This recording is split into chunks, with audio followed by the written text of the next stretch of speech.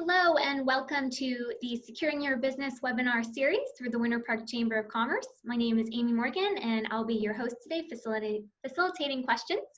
Whether you're watching us live on Zoom, live on Facebook, or after the fact on demand, welcome. We're glad you're here. We will have time today for questions at the end of our presentation, and I'd like to invite you to place your questions in the Q&A function of Zoom. If you're watching on Zoom, you can place your questions as we go through the presentation, and as I mentioned, they'll be addressed at the end. If you're watching on Facebook, you're invited to drop your questions in the comments, and we will be facilitating those questions as well. So just a little bit of instruction. If you are on Zoom, if you haven't used the Q&A icon yet, you can find it at the bottom of your screen. You hover on the bottom of the screen of your computer, a gray banner will appear, and you will see the chat function as well as the Q&A icon. Click there to enter your questions and we'll get to them at the end of the presentation. In addition, if you've been on some of our previous webinars, you know that we like to offer you the opportunity to interact with each other virtually. If you're on Zoom, we invite you to say hi in the chat box, introduce your business, maybe give us an update of what restarting is looking like for you. If you choose to do that, be sure to set the to function to all panelists and attendees to be sure everyone can see you. Looks like we have most attendees on the call at this time. We'll go ahead and get started. I would like to introduce the President and CEO of the Winter Park Chamber of Commerce, Betsy Gardner-Eckford. Amy, thank you so much. Welcome to all of you this afternoon. We're absolutely delighted that you can be with us, and we're privileged to have the senior leadership team at the City of Winter Park with us today. We've got a lot of questions, and I know that this is going to be a helpful session. Our mission at the Chamber of Commerce is to convene people and ideas for both the benefit of our businesses and our community. And it's a privilege to be able to execute on our mission promise during these unprecedented and difficult times. And I'm grateful to our team for handling all of the behind the scenes work of delivering content every single afternoon, Monday through Thursday at 4 p.m. This series really began as a reaction to some of the pressures our businesses were under and the need for people to get tactical information about how best to support their businesses during this time. So we hope that you'll be with us tomorrow and into next week as we continue to provide tailored content to help our businesses through this time. We're privileged. We've had guests ranging from Mayor Leary to our Congresswoman Stephanie Murphy, and then we've had some tactical help this week on the legal issues around restarting and even the practical ones about how to get your building clean enough to open. So I'm privileged to be able to introduce our speakers today. We have dear friends of mine and to the Chamber, Randy Knight, our City Manager, and the Assistant City Manager, Michelle Nunner. By way of bio, just wanted to introduce Randy, who's a graduate of Florida Southern College, where he earned a Bachelor of Science degree in accounting. He's going to need that Bachelor of Science degree in accounting in the coming, I think, 18 months. Prior to becoming the City Manager for Winter Park in 2007, Randy served as Winter Park's Assistant City Manager for 13 years, Winter Park's Finance Director for 3 years, and Lake Mary's Finance Director for 2 years. As City Manager, Randy serves 5 elected officials and approximately 30,000 citizens, oversees approximately 500 full-time employees, and manages the city's overall budget. In 2003, Randy was assigned to lead the effort to acquire the electric utility system, successfully flipped the switch to city ownership in 2005, and continues to lead the city in its undergrounding efforts. He's a walking Wikipedia for Winter Park and keeps our city services functioning at the highest level of quality. Michelle Nunner is the Assistant City Manager, and she's a graduate of UCF, where she earned her Bachelor of Science degree in Business Administration and her Master's in Public Administration. Prior to joining the City of Winter Park as Assistant City Manager in 2008, Michelle worked for the City of Maitland as the Administrative Services and Budget Manager. As Assistant City Manager, Michelle fulfills the City Manager's responsibilities in his absence. At the direction of the Mayor and City Commission, she serves on various boards and committees as the city's representative. In addition, Michelle has oversight responsibilities for the electric utility, parks and recreation, public works, and water and wastewater utility departments. She is also directly responsible for the administrative divisions of the Office of Management and Budget, Human Resources, Information Technology, and Risk Management. During her spare time, Michelle volunteers as chair of the University of Central Florida's School of Public Administration Advisory Board and also serves as an adjunct instructor. Thank you both for being with us today, and welcome, Randy and Michelle. Thank you, Betsy. I'm just surprised to hear Michelle has some spare time. And I promise to laugh at your jokes, Randy, so I'm chuckling audibly right now. All right, all right. Thank you, Betsy, for this opportunity to speak, and thank you for your leadership throughout this crisis, and the communications that the Chamber has done to the community and to the business community has been great, and especially the feedback you've gotten in the form of surveys and other methods has been invaluable in our decision making. So just wanted to thank you for that. The word unprecedented has been used a lot over the last 2 months, but I don't think it can be overused. Betsy just used it, but I mean, everything about this has been unprecedented. At the city, we're used to emergencies. That's what we do. It's an everyday occurrence. Police and fire respond to emergencies. Public works and utilities are responding to emergencies. We have hurricanes, sinkholes, gas leaks, water main breaks, suspicious packages, hazardous material spills. We respond, we fix it, we move on. And this has been different. There's nothing like anything I've dealt with in my 30+ year career. The rapid pace of which the best information available today is completely different the next day. And I know you've all seen it in what you do. And it's just been, it's been stressful. It's been exciting from a stimulating standpoint of having something to do every minute of the day. But it has been unprecedented. And so beginning in March, we started seeing this was going to have a significant impact on our city, on our state, certainly on the nation. And we had to start doing some things that, as I said, were unprecedented. We had to cancel the Winter Park Sidewalk Art Festival for the first time ever. We canceled the farmers market, dinner on the avenue, all of our citizen advisory boards, canceled my vacation. Those things happen. We closed City Hall and have been closed now for 6 or 7 weeks, and that has certainly never happened in my 30 years. Now, March 24th, when Orange County issued their stay-at-home order, things really changed, certainly for many of you listening today, and it's where the city, had to kick it into gear in some other ways that we haven't had to do in the past. And in the midst of all that, we had an election with 2 new commissioners elected, and you can imagine being a new commissioner in the best of times is tough. During this time, it's been a trial by fire, and they've stepped up and they've been there, and it's been a challenge for all of our commission. But imagine being a new commissioner and you can't even meet in person. So it's been an interesting time. We had our first virtual meeting using CMT. I was very excited about that because I thought it meant country music television, but then I found out it meant communications media technology, which is a phrase I'd never heard of before. And but we started having meetings that way, which prior to this were against the law in the state of Florida. But the governor issued a special executive order that allowed us to meet virtually. And it's a new way of doing business for the city. And then on April 8th, just 2 weeks after the county issued its stay-at-home order, the commission and the CRA passed a $1.9 million community support program. And quite frankly, there was quite a bit of public outcry against doing that.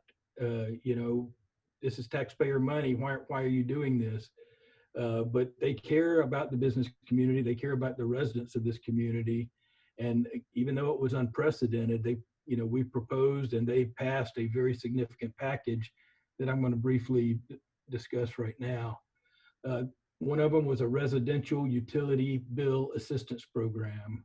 The commission budgeted $50,000 to go to the United Way 211 program for residents who are having trouble paying their utility bill because of this crisis. They can get utility relief from that organization. It was a $25,000 direct contribution and then a $25,000 matching contribution that as citizens make contributions, the city will match up to another $25,000. If you want to donate to that, go to citywinterpark.org/EUA, which is EUA, I forget the E stands for, Electric Utility Assistance is what that stands for. They approved an electric fuel rate reduction for the month of May. And a big percentage of your utility bill, your electric bill, is the fuel component. So for the month of May, the city is not charging you for the fuel component of your bill.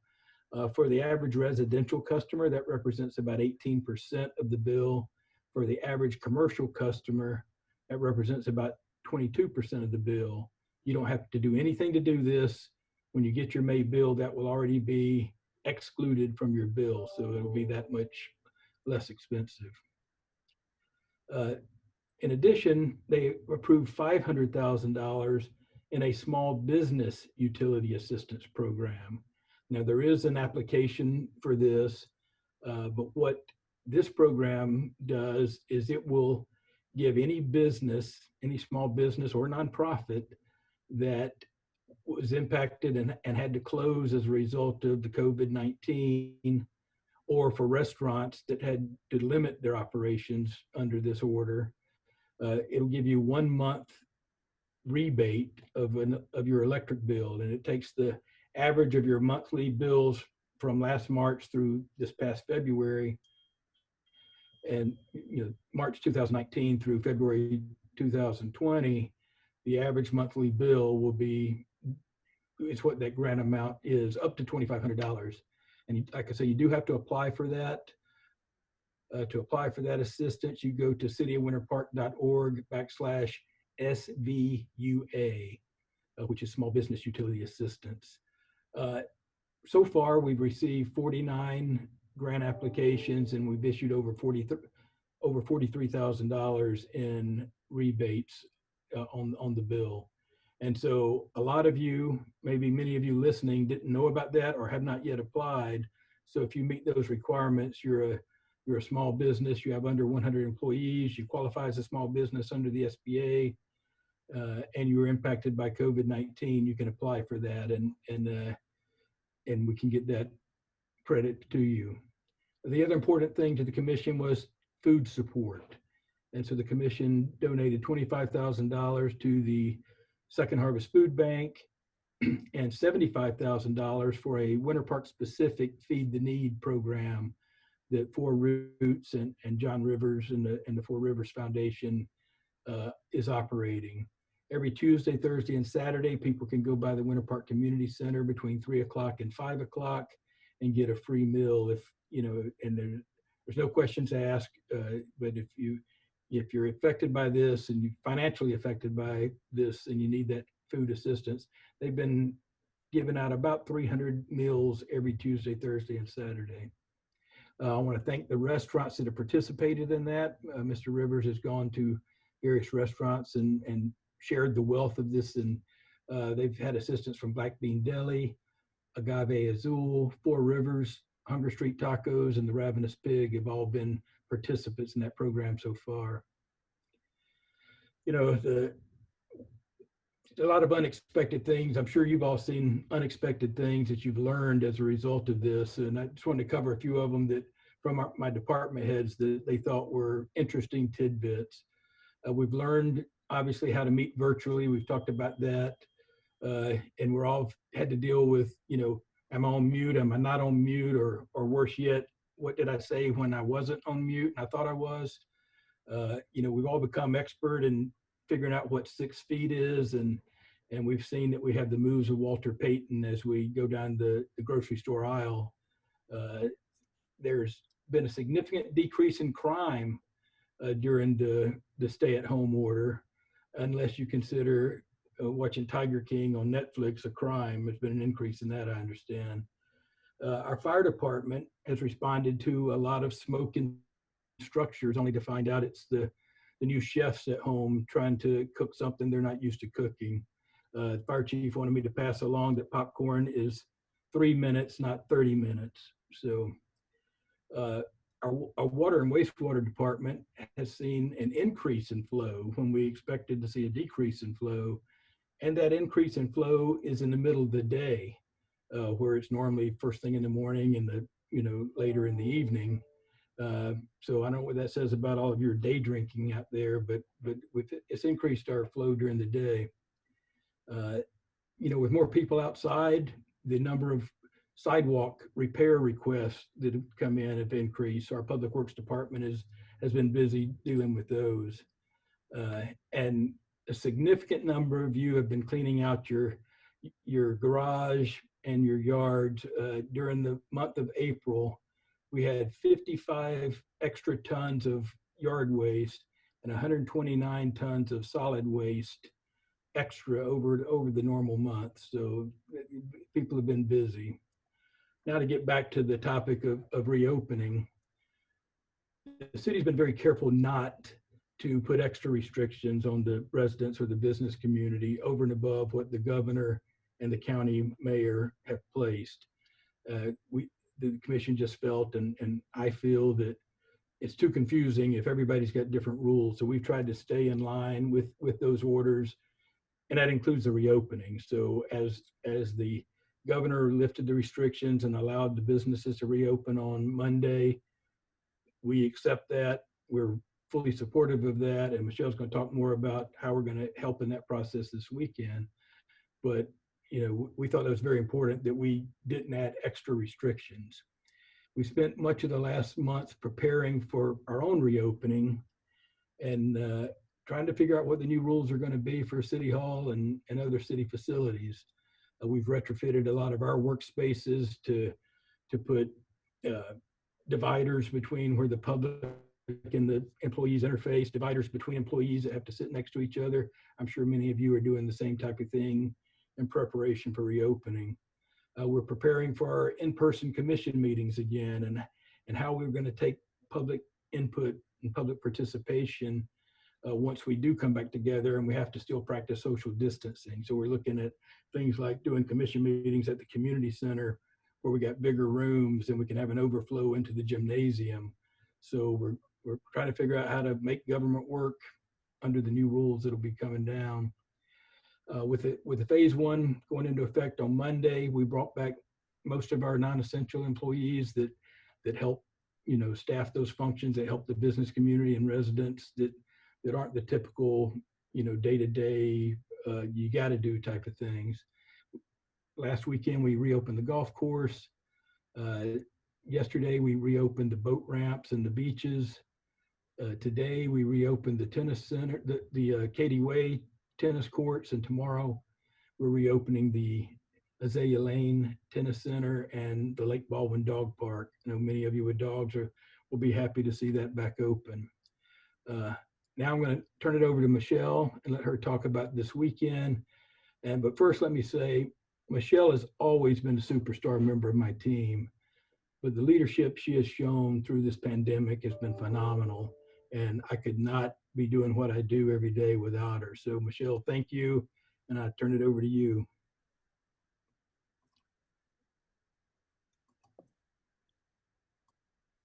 Thank you, Randy. I was going to make a joke about you watching Tiger King, but after that compliment, I just can't. So I'm excited to tell you all about the weekend that we have coming up. And let me start with the fact that on Saturday, we're reopening the farmers market in a modified version in the West Meadow. So think about going to the grocery store and it's a little one-way. We're going to be offering you a one-way grocery store in the sunshine, and we're excited to be able to do that. We, at this point, think that we won't have quite as many vendors as we normally do, but we're eager to welcome back the vendors who can provide those yummy fruits and vegetables and some plants and beauty to our homes. So we're also excited to announce that we have a new vendor joining us for the first time at the farmers market, and that is the Beer and Peacock Brewstillery. And they are bringing hand sanitizer to the farmers market, and they're bringing hand sanitizer available in a variety of sizes. So it'll be available to residents as well as commercial businesses who need additional hand sanitizer. Now I want to talk specifically about the social distancing shopping and dining experience that we have planned for the weekend. We are looking for all businesses in Winter Park, not just the folks on Park Avenue or New England, but we're looking for all of our business community to join us in reopening in a safe way. And we are doing that through bringing additional opportunities to expand your business outdoors during this weekend.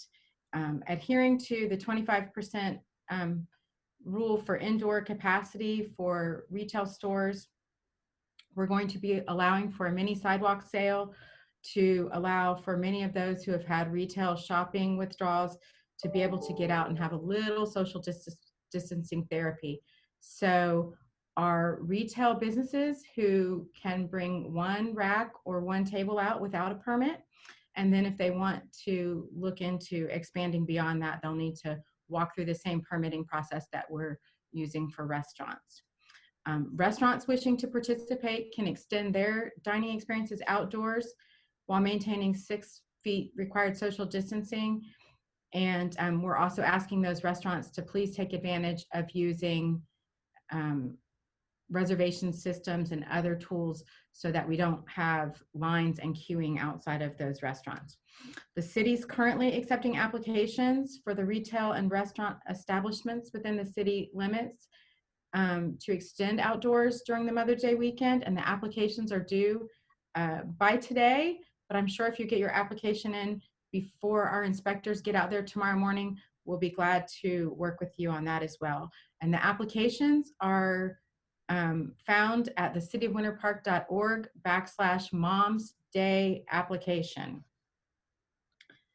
In addition to that, this weekend, Friday 4 p.m. through Sunday 11 p.m., we'll be closing Park Avenue, New England, and Morris Boulevard to vehicular traffic, and we'll be using the space along those roads to make additional room for the restaurants as well as walking space for people to be able to spread out and meet that social distancing requirement. And in addition, if your family's not quite ready to go to a restaurant, we're still encouraging you to get takeout, lunch or dinner, and bring it to one of our open city green spaces. There's plenty of opportunities for social distancing dining in the open air, and we're glad to welcome folks for that. You may be asking how you can help us make this a good experience. You can help us by maintaining those social distancing requirements and then taking advantage of wearing your face mask or your face covering when you can't meet the social distancing requirements. In addition, we're asking the business owners to remind folks to maintain the social distancing, especially when they're excited about maybe seeing a friend or getting to shop a rack that they haven't been able to in quite some time. You know, people lose track. So be those reminders on our behalf. And then also please maintain that 25% indoor occupancy rate.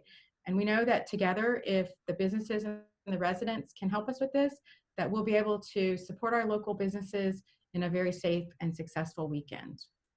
So I know there'll be many questions about that, and we're looking forward to taking those questions. But before we take those questions, Tiffany, if you'd help me, I want to introduce a new program that the city's bringing forward.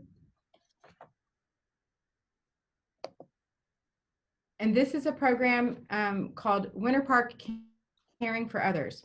So many people throughout the community have been helping others during this unique time. And as a way for citizens to recognize them, we are launching Winter Park Caring for Others. Whether it's been a family member or a neighbor, the grocery store clerk, the delivery person, a teacher, a healthcare worker, we all want to thank them, and we know that each of you do too. So please send your photos or a short video with a brief description about how they've helped you through this difficult time and how they simply made your day brighter. And you can send those photos or videos to communications@thecityofwinterpark.org, or you can direct message us via Facebook or Instagram. And we're looking forward to seeing and hearing about those stories of Winter Park caring for others.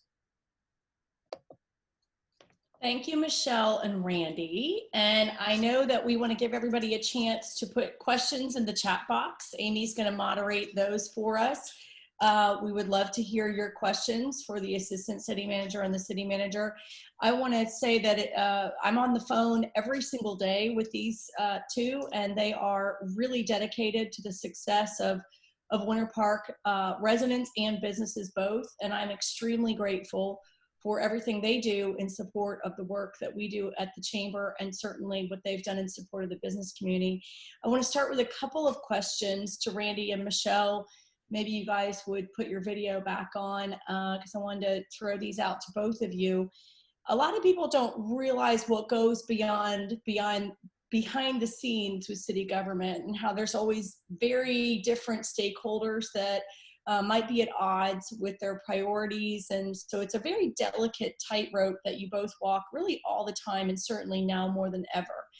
We want to be thinking about how we do thoughtful but successful interventions to help our business community right now and keep things within that kind of Winter Park scope of what's appropriate.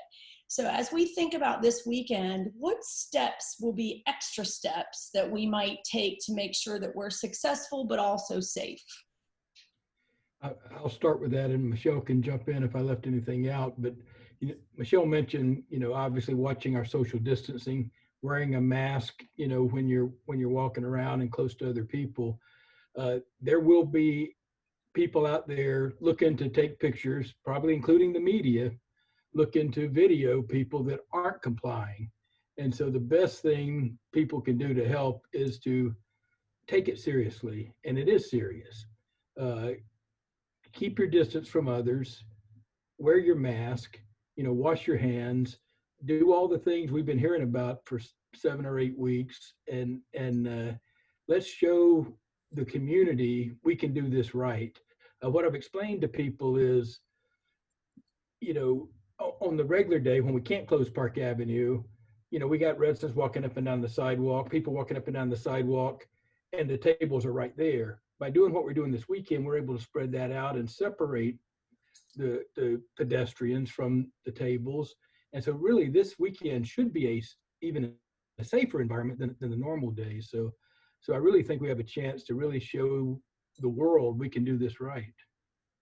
We're also going to have a lot of city staff out this weekend. So we're going to have our Parks and Rec team, our code compliance team, both police and fire out there, just reminding folks, hey, give us a little separation. We want you to enjoy the park. Help us out here. We're all learning together. And so we want to be out there in a very positive way, just getting to be reacquainted with our community and reminding folks that, more opportunity will come from doing this right. I think that's a key point, Michelle. We've had a few businesses share with us, really, this is a very painful time for our businesses. Many of them have lost 8 weeks of revenue that should have been at their peak. Many of you know that the art festival drives sort of revenue that lasts a lot of our businesses through the summer. So this was a particularly big blow that was dealt to them when all of this shut down in March. And so you can understand why a business would want to be able to have, say, 6 or 8 tables full of goods out in front of their business this weekend. Why is it that we're going to try to keep things small and scalable this weekend? And why is that important? So I'll start this time, and then Randy can jump in if he's got something to add. In a lot of the places in our community, because we're quaint, we have close quarters. And so our team's trying to rapidly respond to the changing dynamics of phase 1 of reopening. And so we said the quickest way to do this and the most successful way is to say to businesses, without an application, you can put 1 table or 1 rack out, because we know that there's enough space to accommodate that.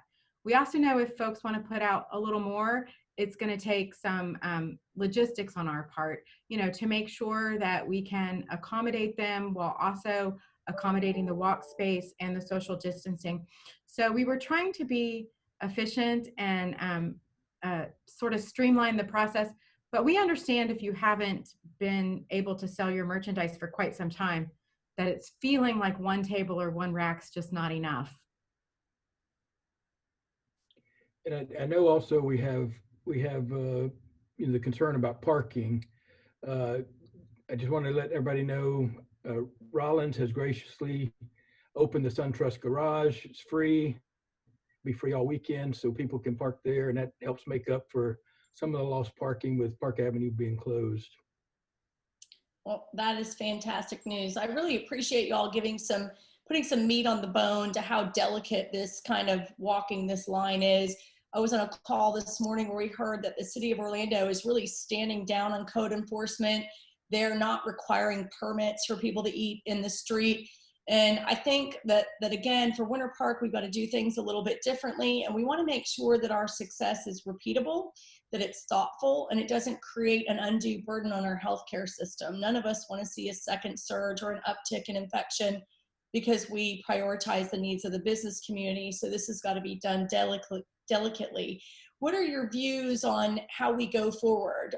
I think in the discussions the three of us have had, we've talked about this is a trial this weekend, and we're going to assess. We'll probably do some data collection, see how people feel about this. On Friday, the Chamber will be revealing its results of the gathering survey that we just published yesterday morning.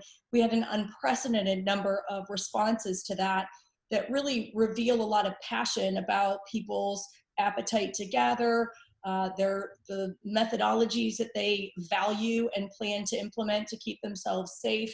There are really strongly held opinions about this. And I think the name of the game is going to be thoughtful, careful, and yet trying to do all we can to help. So what are your thoughts about going forward? Are you looking to assess week by week, or do you have more broad plans about what we might do in the future? Yes, we are looking to assess. This is quite an undertaking for the city. It probably doesn't seem like it, but anytime you block that many intersections, you have to have enforcement there. So we have an extraordinary number of police officers committed to this. So this being an every weekend type of thing is probably not going to happen. Obviously, that's a policy decision of the commission ultimately, but there's a significant cost to that much resources committed, for an entire weekend. But we are, you said it, the feedback, and as I think you've shared with us, the feedback is about 50-50. If people think this is a great idea or people think it's a terrible idea. And sort of like our brick streets in town, 50% hate them, 50% love them. And nobody's in between. And this is one of those topics, and nobody's wrong. I mean, there's no doubt that putting this many people together can spread the germs more. But there's also no doubt that continuing to keep people shut down is causing other health issues and financial issues and permanent issues. And so this has been a tough thing to navigate. And I don't care if you're the president or the governor or the county mayor or the city mayor or city commissioner, these decisions are tough, and you can always be criticized. Monday morning quarterback is the easiest thing to be. And it's the only sports in town right now. Well, as I've said before, we really appreciate the way that we're able to collaborate with you all. Shifting gears a little bit, we've been talking about really addressing the response to this crisis in 3 what we call chapters. And we looked at that kind of March period to present as that kind of emergency driven reaction piece, where we just try to understand where the bottom is and how do we create immediate solutions to fill urgent needs. And I feel that our organization is certainly moving in the business community with the advice and guidance of the governor's order, moving into another stage. And that stage we really labeled that kind of assessing and understanding emergent needs. How do we understand what those new needs are with businesses that may be even more vulnerable than they were a month ago, businesses that have unimaginable problems that we haven't anticipated yet? How do we begin to co-create solutions for them? And then that third chapter is really going to be around delivering the robust recovery that Winter Park deserves. And we've been active in focusing on these three areas. I'm pleased that we're able to move out of that emergency management phase, which is strictly the phase that we've been in, into more of an understanding the bigger picture. What do you all see as the city's role as we move into these different phases, and how might it change from where we've been now? I think one thing for sure is it will change often. I can't tell you, we're right now putting our own budget together for next year, trying to figure out, what sales tax revenue is going to be and gas tax revenue is going to be. Is there going to be an impact on property taxes as a result of all this?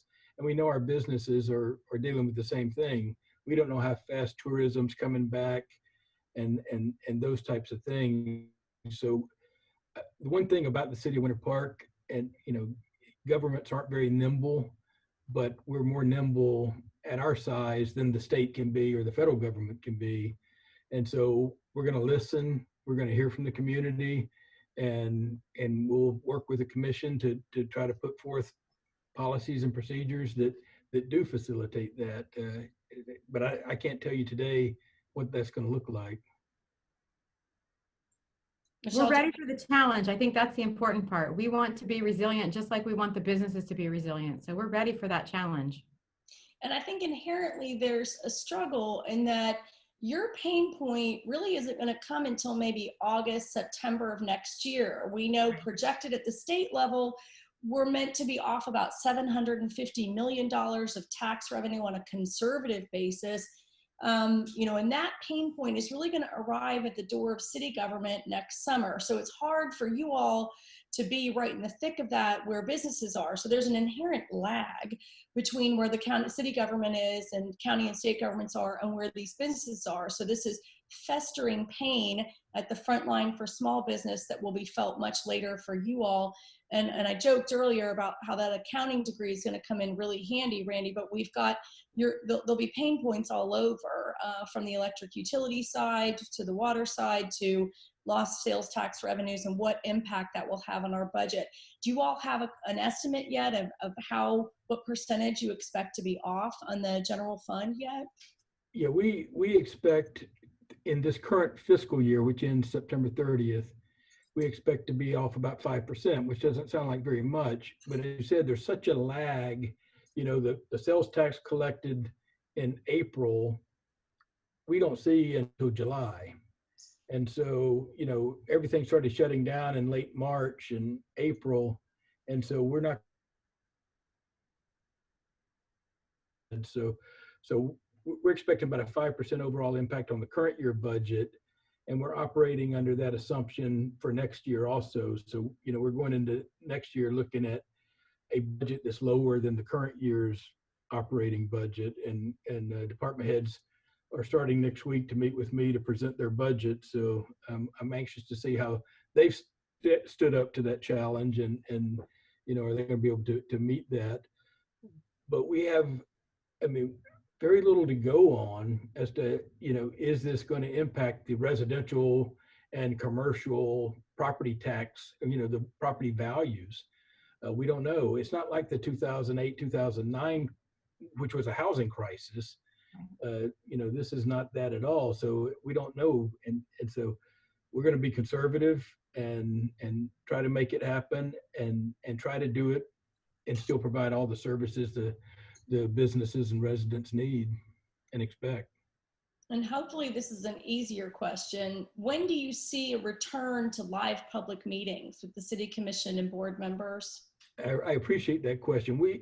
Staff is shooting for the first meeting in June for the commission to come back together. And as I mentioned earlier, doing so probably in the commission chambers.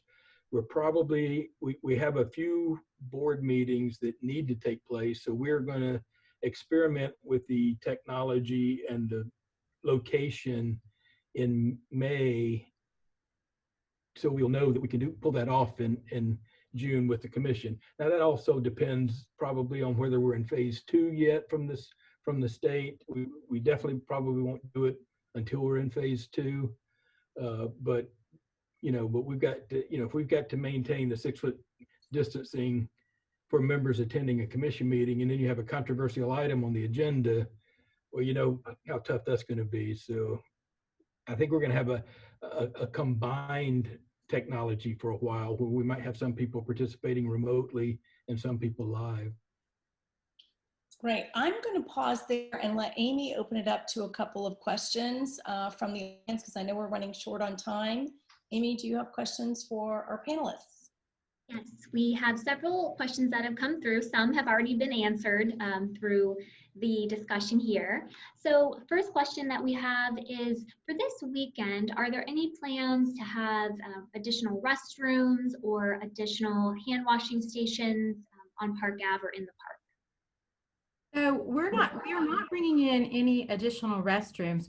We're not anticipating any sort of a crowd similar to an art festival, and we're really expecting each of the restaurants and retailers to be able to accommodate their guests, because really their guests are still going to be at a lower level or ratio than they normally would be, you know, prior to having to make these modifications. We are bringing in about a dozen hand washing stations for the farmers market.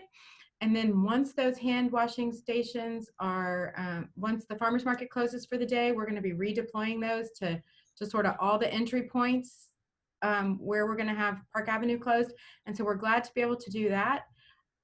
We're also going to have many hand sanitizer stations out there. And we've had an anonymous business come forward and donate about 1,000 bottles of hand sanitizer. So we'll be passing that out to the various businesses, not just the businesses along Park Avenue and New England, but all the businesses throughout the city. So we're really going to try and distribute that to everyone that's open. But we were thankful for that donation, and we know that that'll go a long way towards helping people meet the cleanliness requirements. Absolutely. Thank you so much for answering that one. We also had a question from Deputy Kamansky earlier in the presentation in reference to if the utility program applies for nonprofits as well. I know Randy commented that yes, it does. I just want to be sure that everyone saw that answer. So anything to add?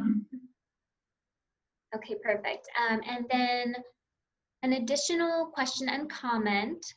Comment is, Randy and Michelle, thanks to you and your entire team for the great job you've done over the past several weeks. Mead Garden has seen a real uptick in visitation by people of all ages, lots of calls and emails expressing gratitude that it is open. So thank you so much for that decision. In addition, there's a question here, and that is, when do you foresee we will be able to resume rentals in the clubhouse? We have had several inquiries for potential small receptions. What are your thoughts on when this might be possible? Again, that's probably a phase 2. You know, it's going to depend on, you know, right now there's still, the phase 1 is no more than 10 people gathering together type of thing. So we don't know what phase 2 is going to be yet, but hopefully that'll expand to a level where we can open some of these rental facilities and at least get some of the smaller parties and receptions, that type of thing, back into our rental facilities. And Randy, we will have information for the city on Friday morning about what people's appetites are for group sizes and when. So hopefully that will help guide some decision making as well. Great. Okay, a couple more questions for you. Coming through on Facebook, we have a question about playgrounds. Any thoughts on when they may be open? Playgrounds are a challenging one in our mind. We've had a lot of conversations about it because you can't clean the equipment enough. You have the same, children playing on the same equipment, going across the same monkey bars, touching the same stuff. You can't keep them from touching their face. So we're really kind of looking for guidance out of the governor on that one. It's probably a phase 2. I'm not sure yet. But it's going to come with a lot of disclaimers of, you're there with your children at your own risk, because we do not have the staffing and equipment to clean them after every child touches a piece of equipment. So that one, and I know a lot of stay-at-home parents at the moment that are trying to find things for the kids to do are desperate for those playgrounds to open. So we understand that, but that one's a tough one. It probably aligns with when they reopen summer camps and that sort of thing. That's how we're looking at it. So hopefully that's in a phase 2, but if it's not phase 2, you know, we would look to align that more with when the camps or the schools reopen. Okay, great. And I just have 2 more questions from the audience at this time. One is a follow-up about the utility program. Can you just touch on, do you need to apply? And if so, how do you go about that process? Is this the business one or the residential one? I believe I believe it's residential, but maybe just speak to both.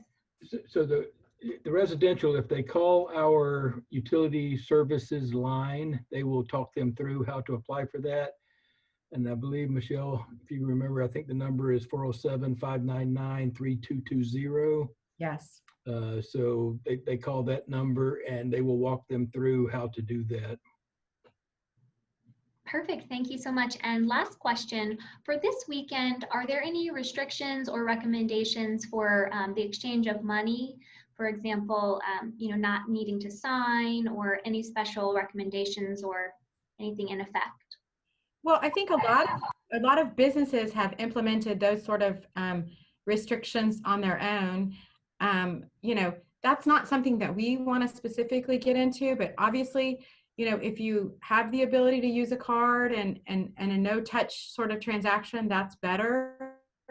But if businesses are taking cash, we hope that they'll use the appropriate protective gear, you know, but also gloves are only as good as they are clean. So if you're going to use gloves, you have to rotate them every time, you know, so there's a lot to that. And I think each business is going to have to look at what sort of level of supplies they have. We've heard from some businesses that they have plenty of supplies, and then we've heard from others that they're really trying to kind of carefully hold on to their supplies. So I think that's a very individual decision. Wonderful. Well, thank you for taking those questions, and audience, thank you for submitting them. Looks like we've addressed just about all the questions. So back to you, Betsy. Thank you, Amy. I want to thank Michelle and Randy. Thank you for your time. We know that you're very busy, and we just could not have better advocates and friends in these positions across the street. Thank you personally from me and also from the Chamber for all the things that you've done to be supportive of the business community and residents at this time. I get a front row seat to watch all that you do and have to wade through to make things work in this city. And Randy, you're right. It seems simple, but it's absolutely not. You all are tireless warriors for our quality of life, and I want to thank you for that. Thank you all for being with us today. We hope that you'll follow us on social media. We put a lot out through Facebook, Instagram, LinkedIn, and Twitter, and we'd love for you to subscribe to our newsletter on our website. It's really simple. You just log on to winterpark.org, put in your email, and we'll make sure you get our newsletter. Right now, that's coming out every day to assist with the volume and volatility of the information flow right now. I have great news, and that's that Leadership Winter Park Class 31 applications are being accepted, and our priority acceptance is going on through Friday, May 8th. We do have 10 partial scholarships this year, which is up from 3 in a normal year. So log on to our website for more information about that. And our webinar tomorrow is going to be with Advent Health's Medical Director and the Director of Emergency Services, who will be sharing important information about managing your non-COVID healthcare needs and easing concerns about hospital safety. So log on to join us tomorrow at 4 p.m. If you'd like to see any of our previously delivered content, that's also on our website at winterpark.org. Thank you so much for being with us today. And again, many thanks to my team and to Randy and Michelle. Have a good afternoon.